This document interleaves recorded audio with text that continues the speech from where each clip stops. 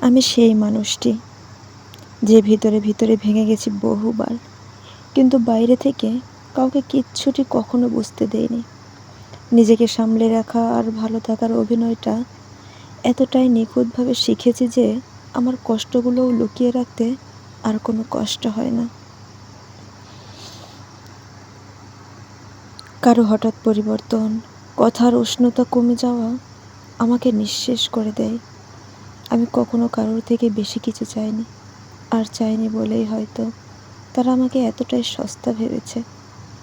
আমি শুধু চেয়েছিলাম স্থির একটা জায়গা, তবে আমার এই চাওয়াটাই যে অনেক বড় ছিল সেটা আমার জানা ছিল না। তাই হয়তো তারা হঠাৎ পরিবর্তন হয়ে যায়, কথার উষ্ণতা কমিয়ে দেয়, আগ্রহের পরিবর্তে উদাসীনতা দেখায়। তারা হয়তো জানেই না এই ছোট্ট ছোট্ট অবহেলা আমার ভিতর নীরব একটি ঝড় তুলে দেয়, যে ঝড় রোজ একটু একটু করে আমাকে তাদের থেকে অনেক দূরে নিয়ে যায়। তারা হয়তো এটাও জানে না যে আঘাত পেলে মানুষ কাঁদে, কিন্তু কাঁদতে কাঁদতে একসময় মানুষ ঠিক নিজেকে সামলে নেয়। তবে যে আঘাতের কারণে মানুষ কাঁদে, সেই আঘাত মানুষ কখনোই ভুলে যায় না।